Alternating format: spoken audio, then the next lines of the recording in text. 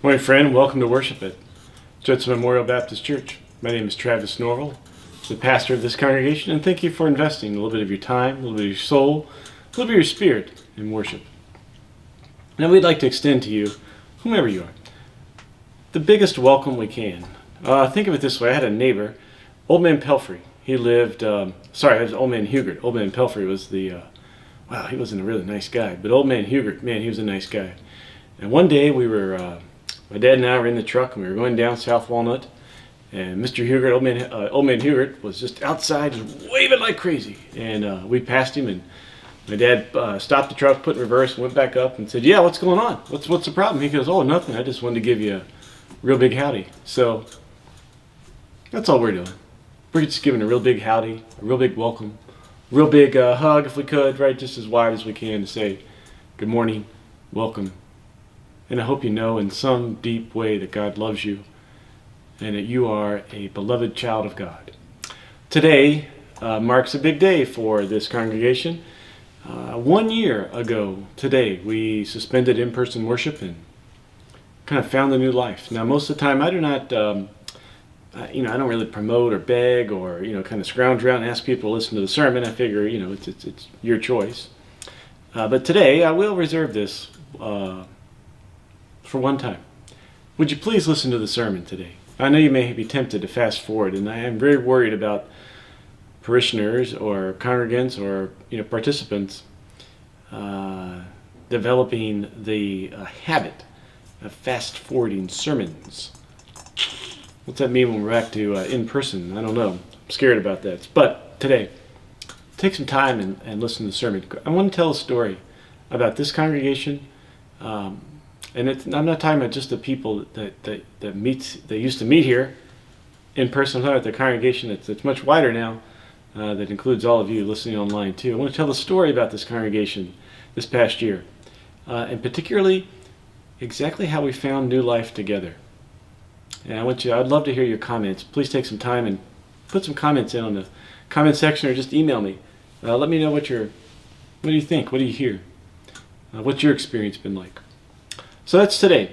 We have a lot of guests, not guests, but some guests and some friends and people that you'll recognize, and maybe some others you won't. Some people that we got a full service. People that have volunteered their time and efforts and talents to be part of the service. So we want to thank them ahead of time. Thanks for all that, and we look forward to worshiping together in this time. If you have a chance, light a candle, turn on a lamp, mark the time in some way. Maybe that means taking your shoes off. Maybe it means having a second cup of coffee. Whatever it means. Let's mark this time together as special and different, and let us enjoy this time together. Now I'm going to have the bowl sing at this time. Now I learned today that one person's cat does not like the bowl, which I'm not doing on purpose. I know that some of you know that I have I don't have a natural affinity and love for cats as some of you do. It's not that I don't appreciate them or think that they're God's creatures. We just never really gotten along that well together. So I'm not doing it on purpose. So I'm going to go ahead and give a warning that if you have your cat by you and your cat doesn't like sounds like this, you may want to ask your cat to move in the other direction. Or maybe this will force your cat off of you right for this moment. Not trying to do that, but it may happen. Let's use this time to center ourselves.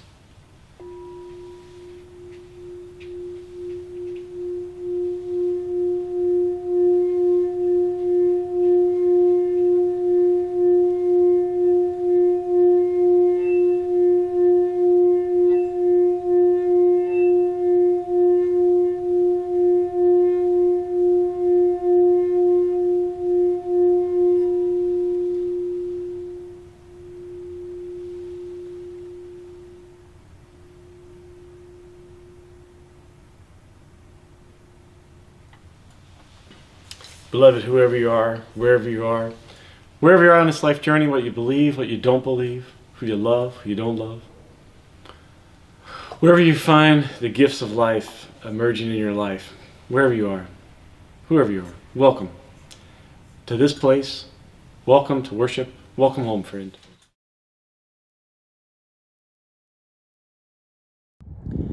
Christ has no body but yours, no hands, no feet on earth but yours.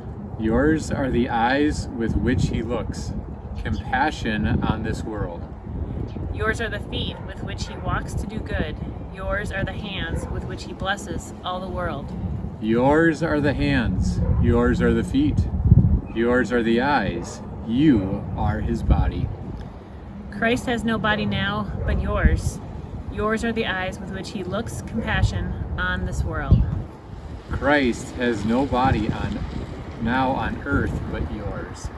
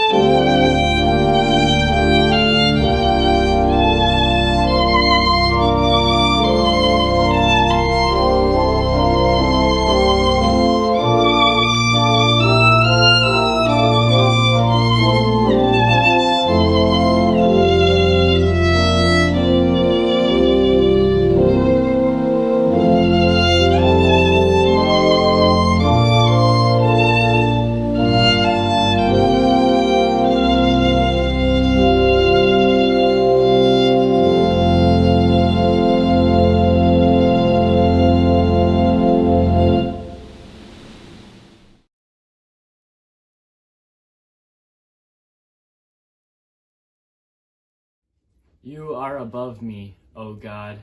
You are within. You are in all things, yet contained by no thing. Teach me to seek you in all that has life, that I may see you as the light of life. Teach me to search for you in my own depths, that I may find you in every living soul. Please join with us in Goodness is Stronger Than Evil.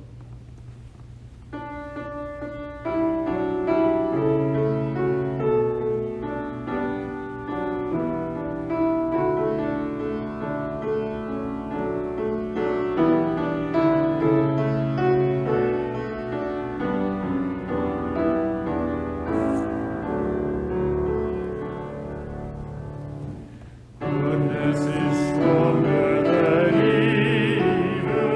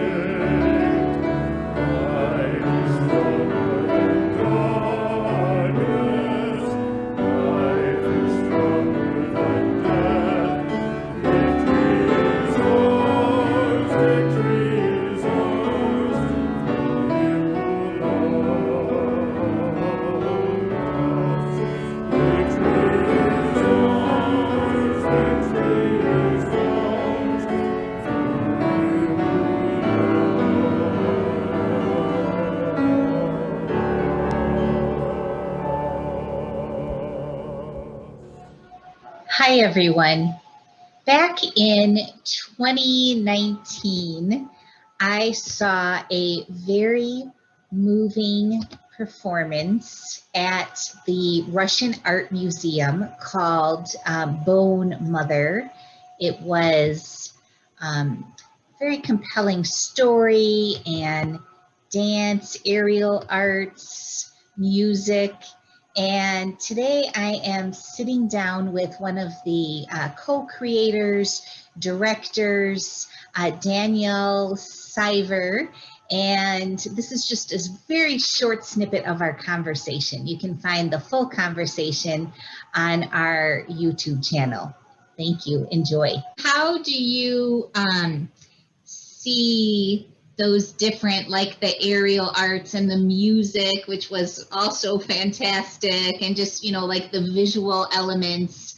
How do you see those different elements adding to the experience of the story and being a part of that story? Taking the story to a place that like reading a fairy tale doesn't do necessarily. It's always my aesthetic to see and make shows that aren't so linear, that are nothing like what you might see if you turn the television on. Not that there's anything wrong with turning the television on, but like if you're going to something, I want the audience to feel, I want to feel like I'm really experiencing something that's making my brain have to work, that's making me draw my own conclusions. So I'm really drawn to this physical style of storytelling, where the audience might be wondering, like, what did that particular dance sequence mean? What did that soundscape mean? I think all of that, and then pulling in the aerial silk, takes you totally out of reality.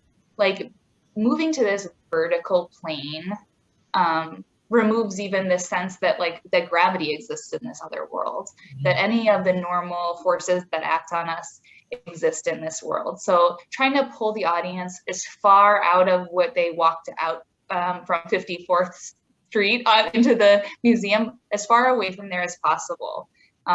Hence, like the eerie music, the Russian music at some times, Ukrainian music other times, the eerie and different lighting that feels really surreal, costumes that sometimes like conceal the whole face, things like that. I find really appealing in theater. I like to be very theatrical, very abstract. So I had never worked directly in aerial work. Evie has a lot of experience in that, but she has long wanted to marry those two disciplines, and I think they really work well together if you're into that abstract style, that fantastical style. And of course, fairy tales work with that, dovetail completely, right? Right. I love that. And what I love is, like when you said, you know, operating on that vertical plane, how it takes you out of reality.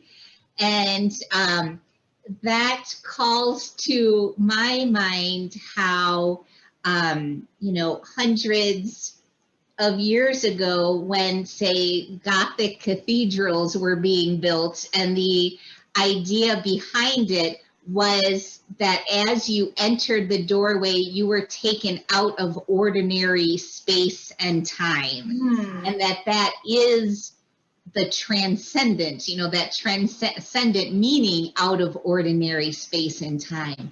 And so there being this sense of taking people out of the ordinary logical world, and then like you said, being in this fantastical with the music and the, you know, all these different things happening. And it's like it allows your mind to go to these sort of spiritual wonderings and big questions. Exactly. I mean, that's so interesting. And like, not to interrupt, sorry, but I'm like very inspired by the idea that like what I find to be like my church is like the initial intention of a church also. Like those things are so much more similar than we might ever think.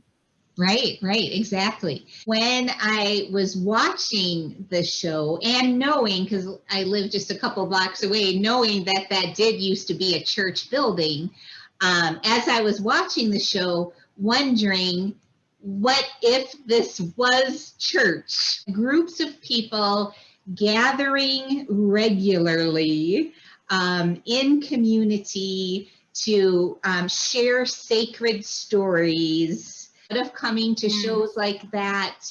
What if creating shows like that was church, was Sunday school, was what we mean by spiritual communities? So just wondering what your sort of, what rises up in you as you hear me say that.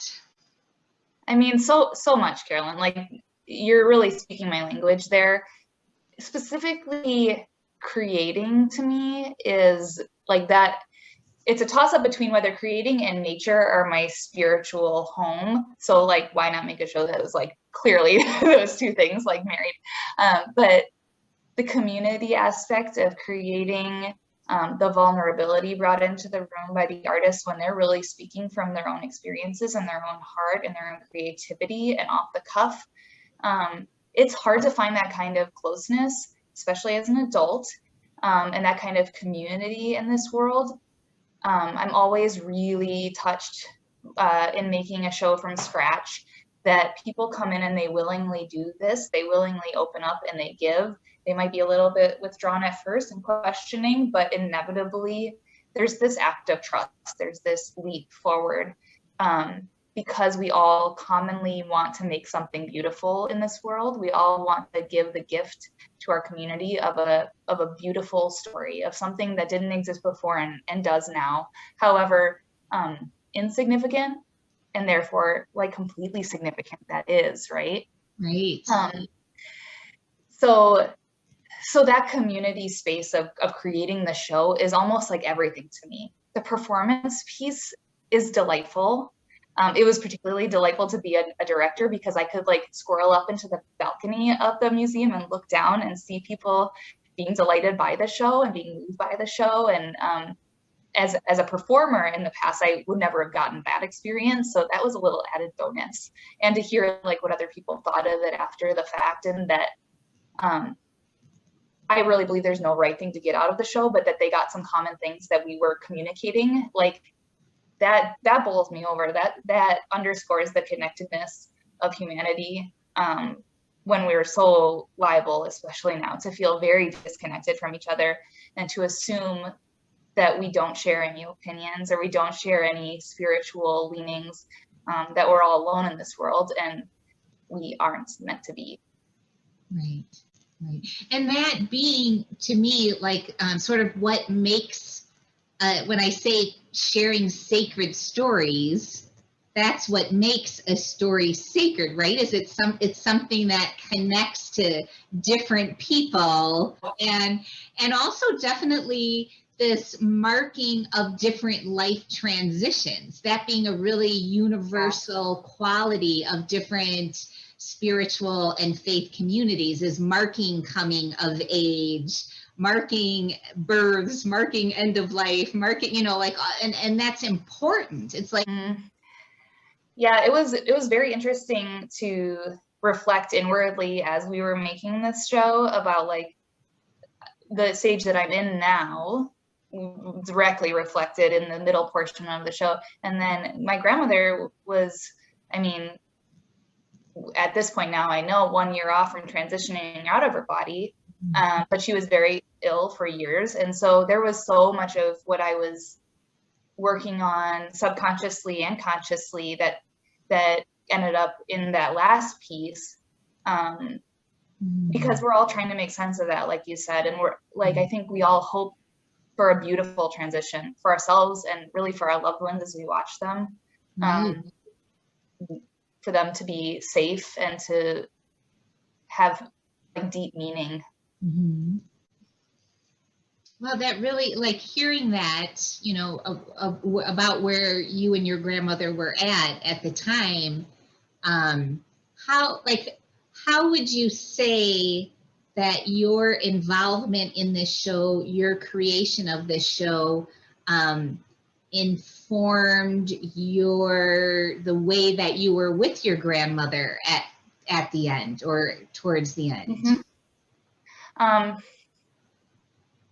I think a lot of what ended up in the piece, in the third portion, like it was collaborative as everything is, but some of the portions were things that I had written as my own reflections on what I imagined she could be going through and what I hope for her in the end of like receiving from her permission, this deep wisdom of like, I think Baba Yaga said at the end, you know, take the lid off and stir it up, right? Like this what you have now, this is it. This is the need of it. Like it's wonderful to wonder, but also just be, like just inhabit is hopefully like what the plane you reach when you've lived a beautiful long life. And that is kind of what I wanted to end up on stage in that moment. And I remember two performers creating a scene for that act when we were in the creation stages. And like, I think there was a moment where Basilisa and Baba Yaga put their foreheads together,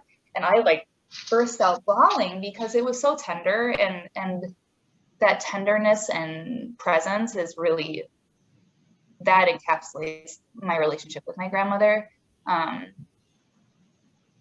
She was a very important person to me. She was like the epitome of grandmothers. And so it was really special. And she was able to come up and see the show, although she lives far away. And that was really meaningful to me. So it was just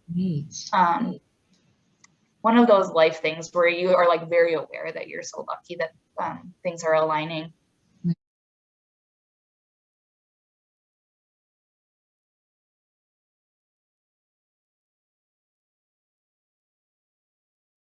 May the Christ who walks on wounded feet walk with you on the road. May the Christ who serves with wounded hands stretch out your hands to serve. May the Christ who loves with a wounded heart open up your hearts to love. May you see Christ in everyone you meet, and may everyone you meet see the face of Christ in you.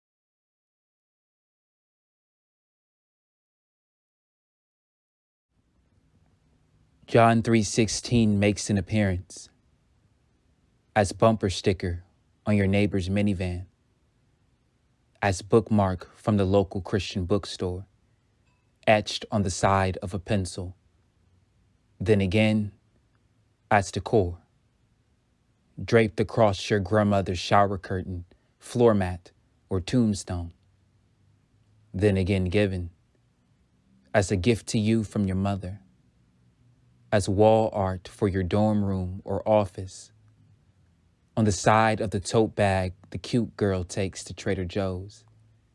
The words appear as the only thing not chipped on your father's oldest coffee mug, still there, but fading on your coworker's water bottle, then again everlasting as the first scripture you learned as a child, as the only verse you can still recite from memory, pressed on a t-shirt you got at a youth revival in your teens, worn to the gym, then again begotten in the rare moments of prayer, during the hardest time. As the only sign, you still believe.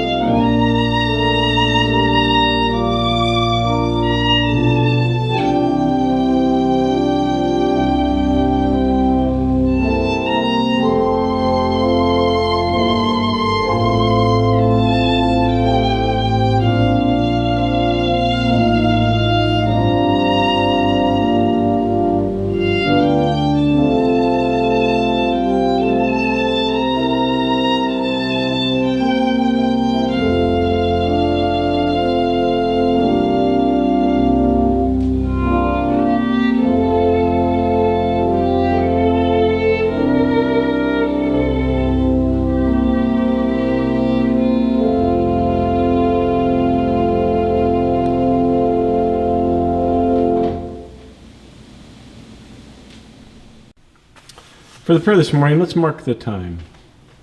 The 52 weeks since this church last met in person. For some of you, it may be the first time you're reading with us online, or maybe the first time you found us in some form or fashion. But we're marking time. We're not celebrating the time that we've been apart. We realize there's been new life and there's been new discoveries, but we need to mark the time of this year apart. 52 seconds. I'll keep time, and then we will say the Lord's Prayer together.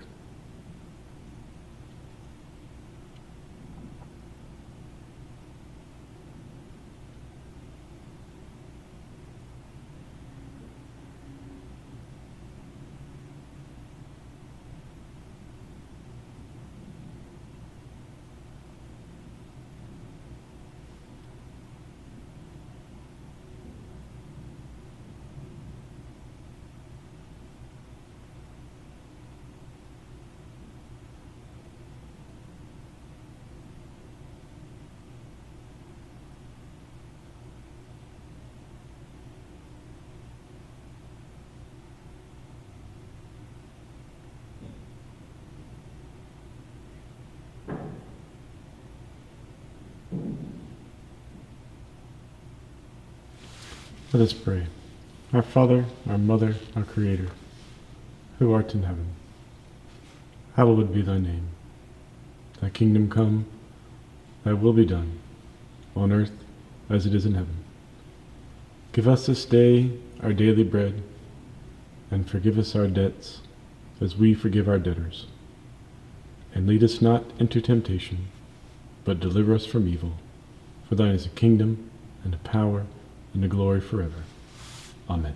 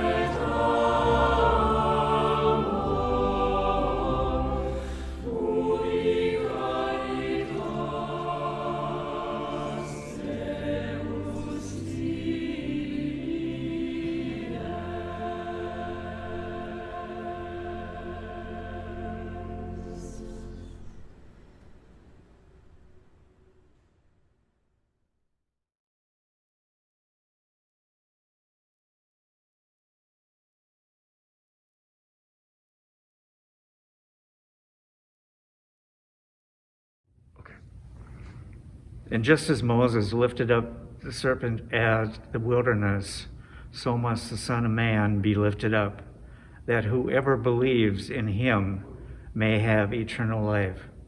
For God so loved the world that he gave his only Son, so that everyone who believes in him may not perish but have eternal life.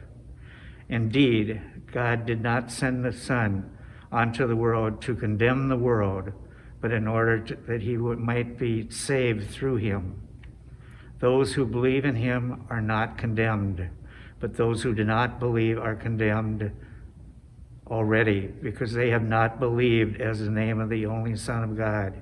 And this is the judgment, that the light has come into the world, and the people love darkness rather than light, because their deeds were evil. For all who do evil hate the light and do not come to the light, so that their deeds may not be exposed. But those who do what is true come to the light, so that they may be clearly seen that their deeds have been done in God. Good morning, everyone. I'm coming to you from the Judson room today. And you'll find out in just a few brief moments. I wanted to have the wonderful quilt hanging behind me, just a beautiful piece of artwork, but then also the couch, because there have been some really precious moments when I have been here working or come into a meeting and I find one of you napping on the couch. And to tell you the truth, I've taken a nap there too myself, and it kind of fits with what we're talking about this past year of rest. And well, sometimes we're exhausted after this year. We need stuff like that. Also, as you can see, I'm wearing suspenders. I was going to wear a tie, but man, I just haven't been able to wear a tie or a bow tie, this past year. I'm sure I will again, but it's kind of hard to. But this is my clergy tartan pair of suspenders, so I wanted to try and make it as special as possible. There we are. Felt kind of weird preaching in a robe sitting down. So this is what we got. So here we go. I'm going to read this. So I'm going to be looking down a little bit. There we go. It's longer than usual. I'm not making excuses for it. I'm just preparing you for it. It's going to be a different experience, but I ask that you, once again, stay with me for this sermon. I'm going to tell a story that I find moving, and I think you will as well. Here now we begin. Thank you, Rich, for the reading of John 3:14-21. 1 year ago, the Judson Council met here in this room after worship to discuss what to do. That weekend, my Facebook feed was full of posts from other churches saying that they would not have service that coming Sunday a year ago, and they were not for sure what the future would bring. Now, it wasn't all of them, but we held out, not trying to be heroes or anything ridiculous like that. We just needed to get together and kind of discuss how we were going to do this. We thought that the pandemic would be a short time. We thought that, okay, it's Lent, we might not celebrate Easter together, but we'll definitely celebrate Easter when we celebrate Pentecost. Easter came and went. Pentecost came and went. 4th of July came and went. Labor Day came and went. Rally Day came and went. Halloween came and went. All Saints Day came and went. Judson's 111th birthday party came and went. Advent, Christmas, Epiphany, Jazz Sunday, Ash Wednesday. And here we are, the 4th Sunday of Lent, and we still have time to go. Yes, there is some light at the end of we can see some light streaming in. Some of you have not only been vaccinated, but double vaccinated. Cases have somewhat plateaued here in the state. But we all know that it'll be a while before we are back together in the building. Now, this summer and late spring, hopefully we can do some things outdoors and some creative ways. But, here in the building, probably not until Rally Day. And think about this, yours truly, because I'm under 50 and healthy, I'll be one of the last people vaccinated other than the kids. And, I didn't take a vow of poverty, chastity, or obedience. And I didn't take a vow of martyrdom as well. So let's all give ourselves some grace as we become vaccinated and acclimated to this life together again. And let's just say it has been one hell of a year. The sheer loss, the gravity, the amount of loss. Church members have died. The numbers of you who have lost parents, siblings, loved ones. Neighbors have died. The child of a friend of mine died. Jobs that were lost. Marriages that didn't make it. Patterns shattered. Rituals evaporated. Rites of passage just didn't get to take place. Now let's not downplay the loss. It was real. And we need to sit with it and not run from it. The pandemic also revealed fissures in our society. Systemic racism was exposed and nowhere to hide. We saw what happens to the earth, that it begins to heal itself when we just stop traveling as much. We see the unfairness of healthcare that's linked to a job. If you have a job, you have healthcare. If you're out of a job, you don't have healthcare. We saw the economic disparity. We saw that some kids who have access to resources were able to make it during distance learning. But those who don't have access to resources were struggling. How about the kids who had to sit outside of a McDonald's so they could be on the Wi-Fi?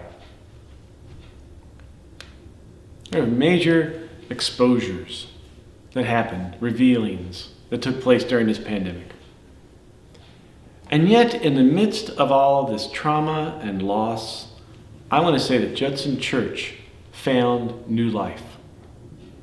Now, I confess that there were some bleak days early on in this pandemic. One particular day, I was walking around Todd Park and I was wondering if Judson would make it. I was wondering, do I need to start looking for a job, another job? I was wondering, would there even be a church left to pastor? Not just Judson Church, but the church in general after this pandemic. Into the space of not knowing what was going on, lots of experts filled that vacuum with all kind of programs and pronouncements and memos and white papers about the future of the church and what the church needs to do right now in order to survive. No one knew the answer, but plenty of people had an opinion. Now, I heard an interview with Ethan Hawke on the radio in Fresh Air. It was one of those days where Terry Gross is taking a break and Dave Davies was filling in. And, just a little pro tip. If you ever find yourself in a situation, in a conversation with someone, you don't know, it's an awkward conversation, the person's really not all that talkative. Just imagine that you're Terry Gross interviewing the person. People will talk, they'll be amazed. You'll be amazed at what people will tell you if you go in with that approach. Now, so Dave Davies is interviewing Ethan Hawke, and he's talking to Ethan Hawke about the young man that starred in the show, The Good Lord Bird, the adaptation of the James McBride novel. If you haven't read the book, oh my gosh, it's amazing. And the television series is quite, it's interesting. I've enjoyed it. Lori didn't like it, but that's okay. But anyways, he's talking about the young man, the actor who plays Onion. And Ethan Hawke said he went to his childhood acting coach and asked him, how do I help this kid? And the acting coach said this: you have to have the young man repeat this one line, and until he repeats this one line with sincerity and means every word of it, nothing can happen. And the line was simply this: I don't know anything. I don't know anything. Now think for a second in your life the hours wasted on bravado, trying to act like you knew what you were doing. Or think about the hours spent nurturing your fragile ego, thinking that you knew what you were doing. Just start with that line, I don't know anything. And it's amazing how open you are to the situation and the possibilities before you. The pandemic stripped away any pretense for any church to know or to act or to think it knew what it was doing. It was a rare gift to discover the Spirit of God in the midst of the pandemic by simply saying, I don't know what we are doing. It was like sitting in the sanctuary on Christmas Eve. All the lights are out in complete darkness. And you look around and you can't see anybody else's face. You almost forget what the sanctuary looks like or who's around you. And one by one, the candles are lit. And one by one, you start to get a sense of the picture of the place that you're in. You don't know everything, but you kind of get a sense of it. We started with that notion, and there, early on in the pandemic, that we don't know what we're doing. And slowly but surely, one light was lit, and another was lit, and another was lit, and another, and we started to get this picture of what we're doing. I like to think that the pandemic was an accelerator. If your church was on shaky ground, then you probably didn't make it through the pandemic. Some churches have closed already because of this, and I would say that many more will close after churches open back up for in-person worship. I think there's just been too much pain, too much loss, too much trauma, too much tragedy. And if you weren't in a healthy situation before that, it's really hard to weather that. The converse is also true, that if you were healthy before the pandemic, then you made it through okay. And I would say that I've talked with a lot of other healthy churches. They're not only made it, they're actually a little bit better, healthier at this time than they were maybe a year ago. I would say that's true for Judson Church. So in this room that I'm in right now, a year ago, we said that we don't know what we're doing. All we're going to do is try to take care of one another. And in that act, as I look back a year from then, I can see the seeds that were already sprouting of a new Judson Church at that time. Now that Sunday, Brad, who was the moderator at the time, took the directory and kind of just divided it up and to the church council members said, you're in charge of like A through C, and you're in charge of D through F, and you're in charge of F through L, and on down the line. And with simple things, call everybody on the list and check in on them weekly. Now, it sounds simple and it sounds obvious, but that move shifted how we operated as a community. Everyone on the church council was forced to extend care and compassion beyond their own selves and their own family. Later on, when stimulus checks were then issued, many people started calling me up and saying, I'd like to donate some or all of it to members of the church who may be experiencing financial hardships or who will be experiencing financial hardships. We didn't have anything even set up in place, so we got that set up in place as quick as possible. Now, have we done a perfect job of keeping track of everybody and extending care and compassion? No. Yeah, but we've done a pretty amazing job, I think, as a congregation. There are plenty of people I wish that I did have the time and energy to call and be with, and I know that goes through lots of people. But we're trying. I can only promise you this. You are in my prayers every day. And every morning and evening when I wake up and I say my prayers, I remember you, and your names are said, and I know your heart and my heart are together in this endeavor. And I know that's happening with other people as well. But we're trying. We don't know what we're doing, but we're figuring it out light by light. In my time as a pastor in New Orleans, I learned one observable truth for church life. In times of crisis, churches that turn inward die, and churches that turn outward thrive.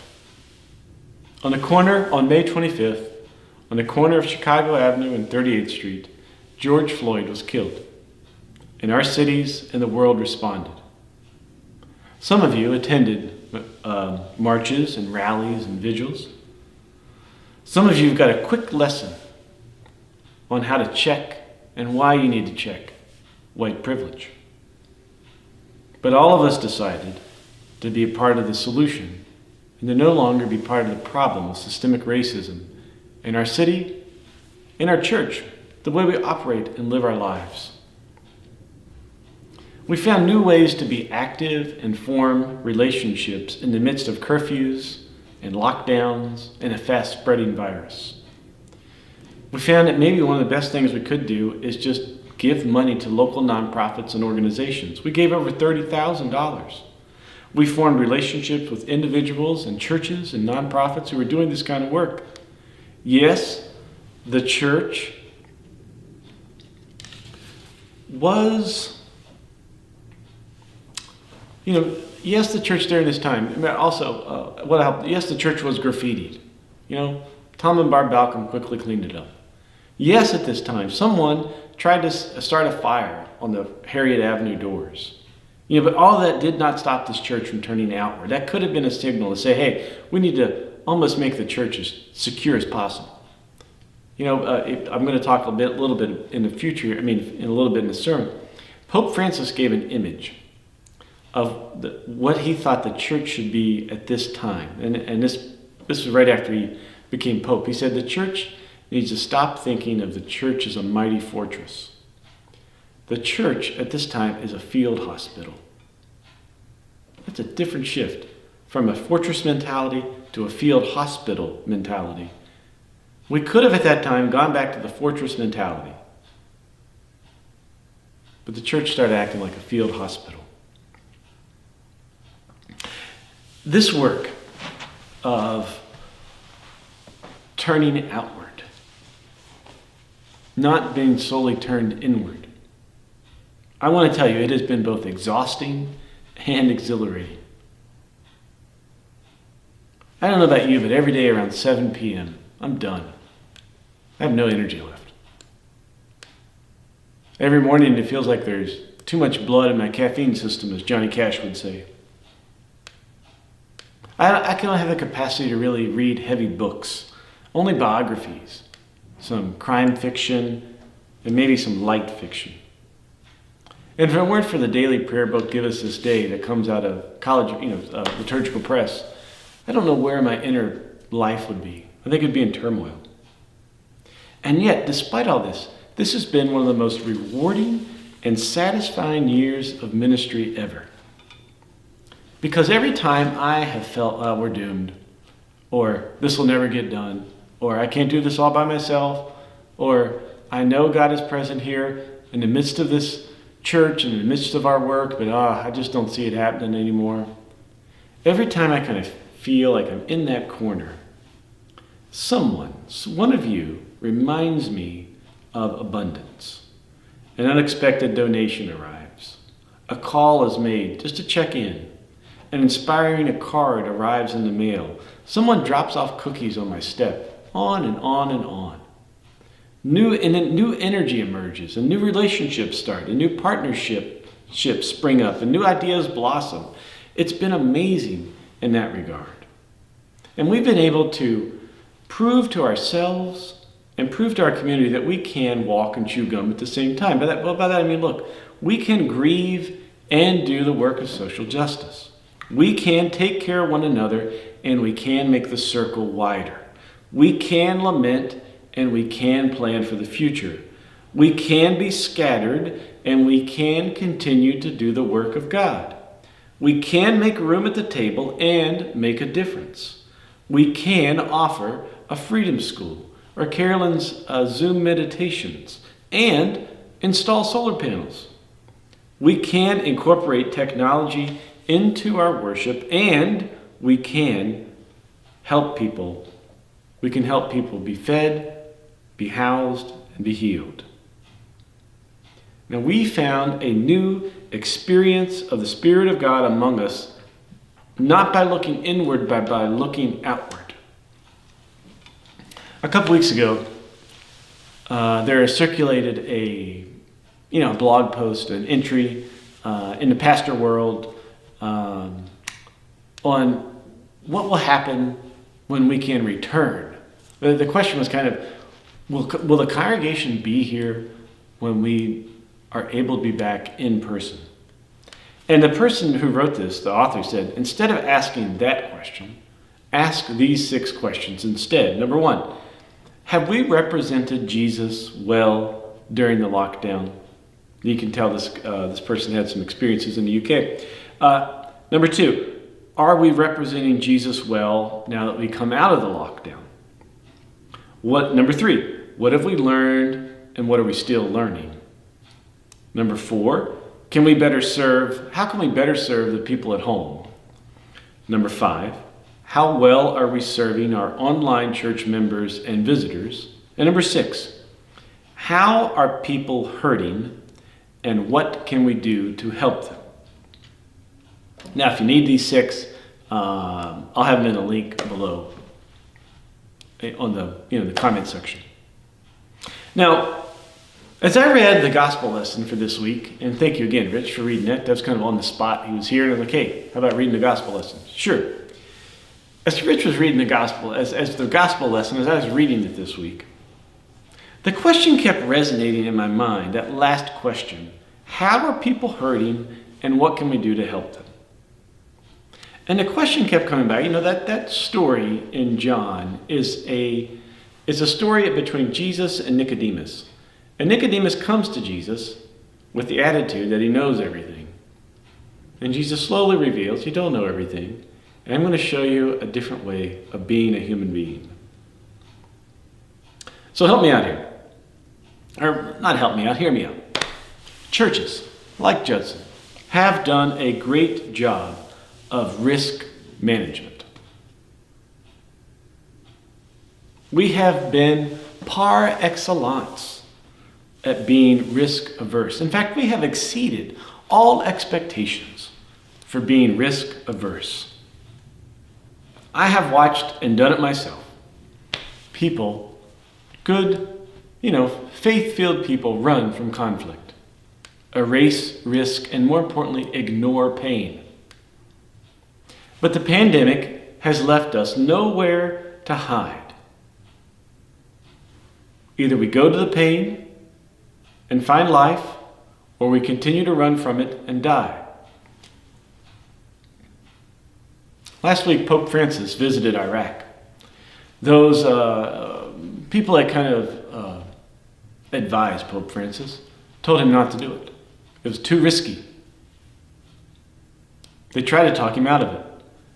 But he went anyway. He especially went to northern Iraq, to sites, to churches and sites that were targeted by ISIS.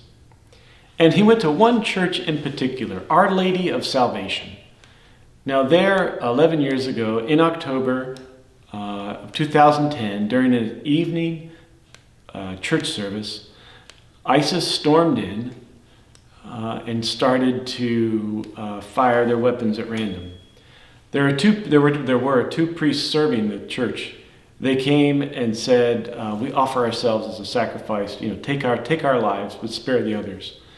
ISIS shot and killed them immediately, and then continued their rampage of terror by shooting the men first and then the women and children. Miraculously, some people survived. The pictures of the horror are just unbearable to look at. Bodies in the midst of the pews, blood over the walls, just a broken, shattered stained glass, bullet holes in the wall. It's just terrible to look at. That was the church that Pope Francis went to, especially to celebrate Mass. He went to where the pain was. And there, in the midst of that pain, he wanted to proclaim healing and life. Or think of the 9/11 responders. Or think about, just picture that. After the Twin Towers in 9/11, everybody in the city that could got in their cars and headed north on 95 to get out of the city. But there were first responders from New York and Connecticut that were going to the towers.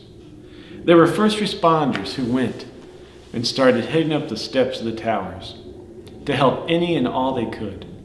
knowing that they would not make it. They went toward the pain. Or think of the story that ran this month of the president of Norwich University in Northfield, Vermont. Several male students died by suicide in the dorms. They said that the life in the dormitories it was so isolating that they couldn't make it anymore. So what did the president do? He moved into the dorms himself and wanted to be with his students. He wanted to do everything he could to be with the pain and help in any way he could.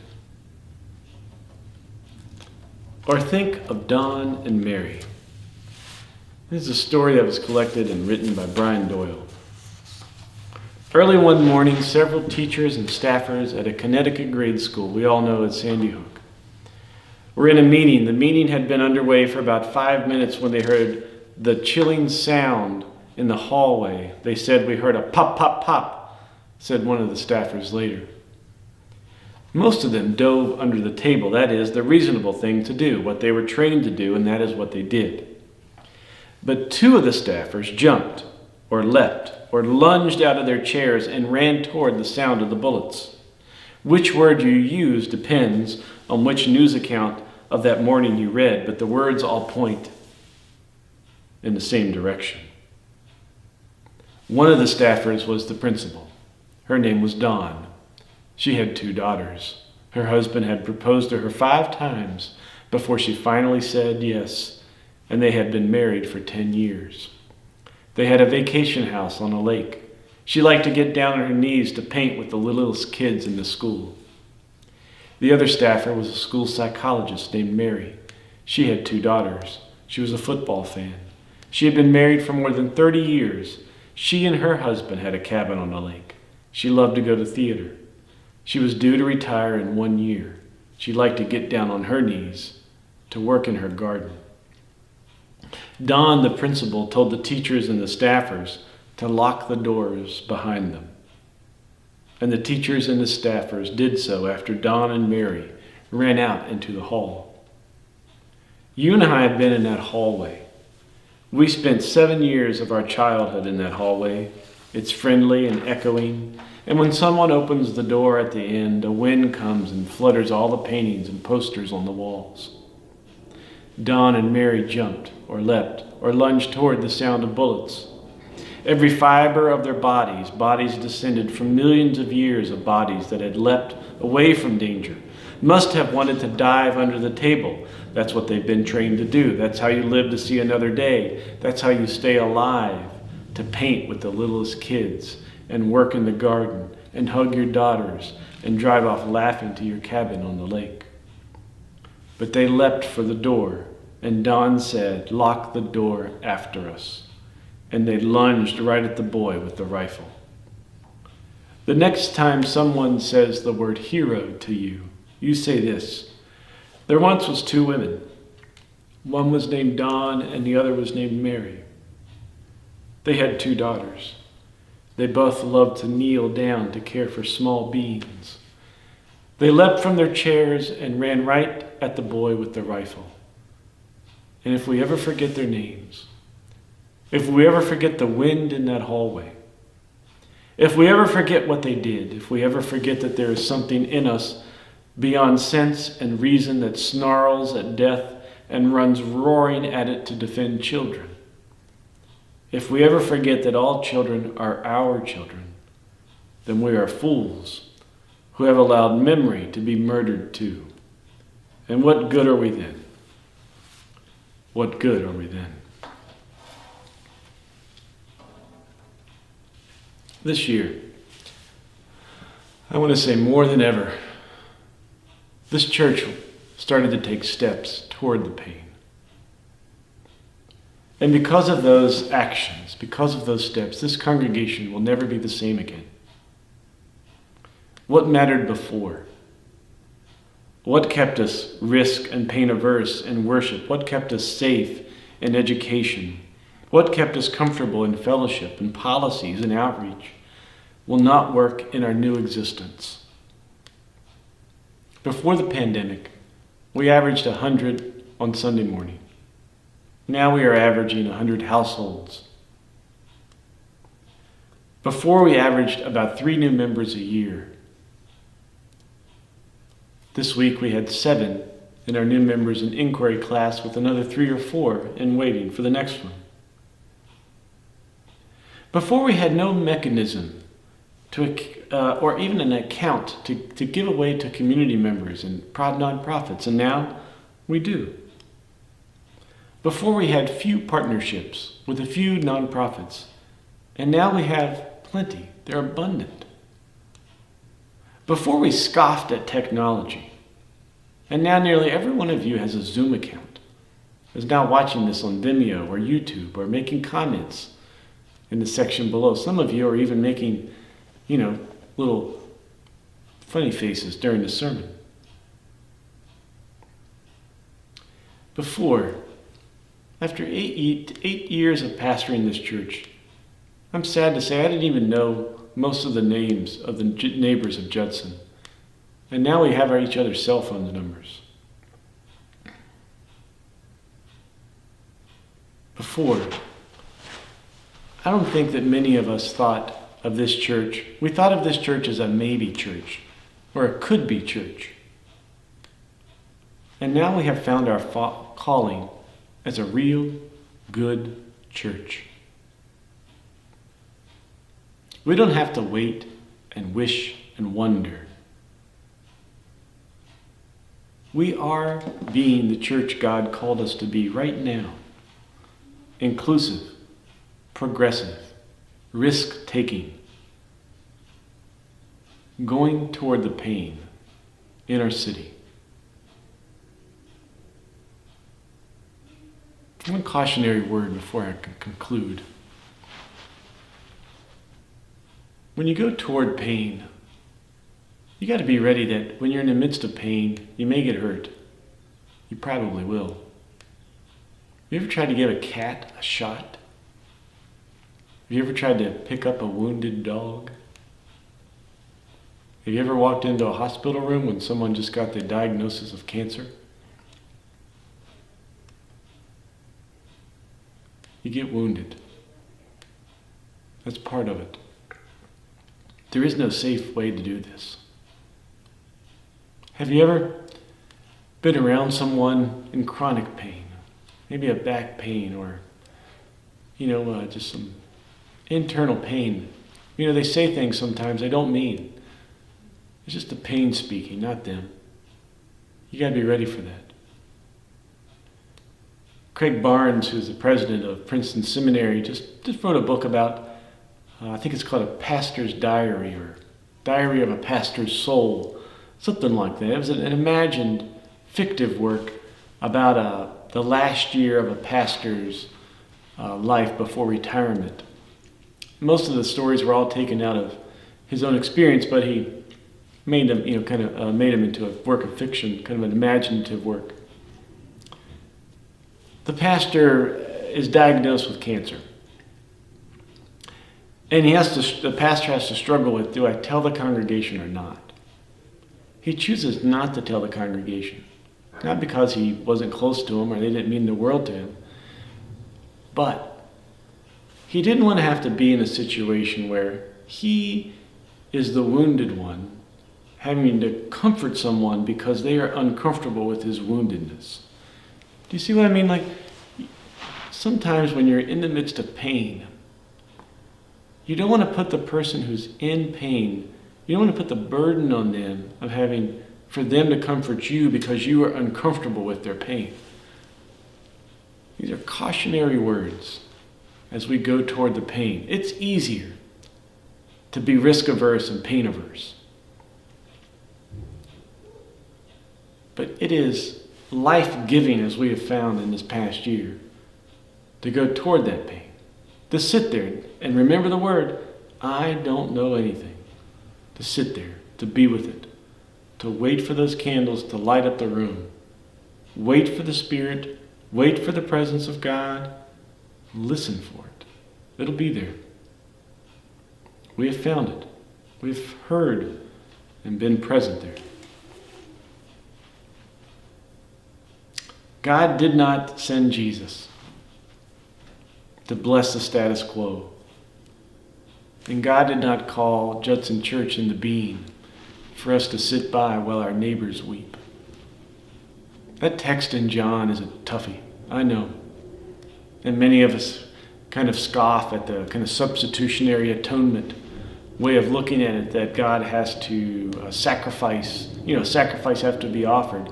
That there's one way to read that. The other way is, God is going toward the pain. And we are called to do likewise. To go toward the pain, to seek the healing, to seek the love, to seek the grace. God has called us both to go to the pain, to take risks, and to proclaim life. May we do likewise. Amen and amen. For the benediction, just let me invite you to our Zoom coffee hour, 11 a.m. Central Standard Time. You can find the link for that in the comments or in the email. If you didn't receive the email this morning, please let me know so I can make sure to put you on our email list. We send out about 2 or 3 a week. We'll probably be cutting that back a little bit here soon as time goes forward. But for the time being, there you go. Poems, prayers, great videos, interesting articles, insights, church news, stuff that's going on, ways to connect, all those things are there. Also this week, you may be receiving a pledge card. Now I say you may be receiving because I can't say for sure that you will, because here's a little story I want to share with you. On March 10th, this week, Wednesday, Lori and I received a Christmas card from friends back in Lincoln, Rhode Island, postmarked December 19th. So I hope that it doesn't take that long for you to get your pledge card. So that's why I say you may be getting your pledge card. Most of you have your address. Some of you we don't. Obviously, there are changes to people's living situations and addresses, so we try to keep up to date. But if you have a change of address, please let us know. But not to worry. There'll be a pledge card also via email. It'll also be on the webpage where you can fill it out there and submit it. And I'll be doing a video this week to talk a little bit about the pledge campaign. Your generosity was above and beyond anything that I could have imagined, given the situation last year. It enabled this church not only just to make it, but to thrive. We found new life, as I told in that story, and we're continually find new life. And a lot of that is because of your generosity. We're not here about money. We're here about people. And the more connections that we make, and the deeper relationships that we make, and the healing and the loving and the gracing that we can help birth in this world, then the more thriving and a better place we are. And I just want to say thank you for participating, for joining us in that endeavor, and helping this be such a beloved community. Yeah, much so. Brothers and sisters, as friends and neighbors, beloved of God, as you end this worship service, may you take a moment and commit yourselves that I am going to go toward the pain, not away from it. That I am going to seek to mend the brokenness, not ignore it. That I am going to seek to love this world into a new existence, not close my eyes to the pain that surrounds me. Blessed, be faithful in that endeavor. Be courageous.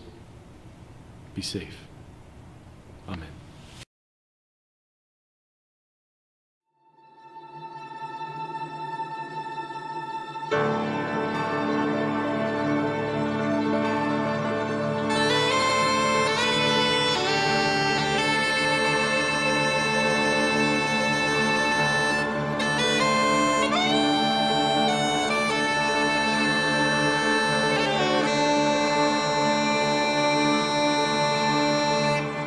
Be thou my vision,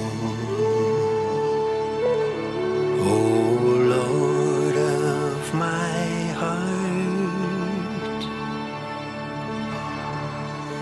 Not be all ends to me, save that thou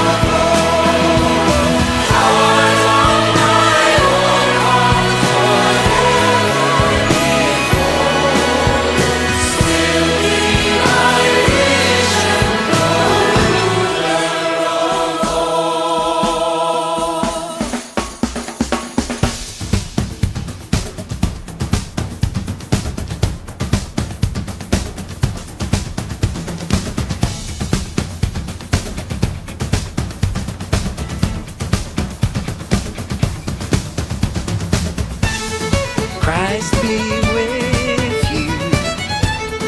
Christ within you. Christ behind you. Christ before you. Christ beside you. Christ to win you. Christ to comfort and restore you. Christ beneath you. Christ above you. Christ in quiet. Christ in danger. Christ in heart for all that love you. Christ in love of friend and stranger.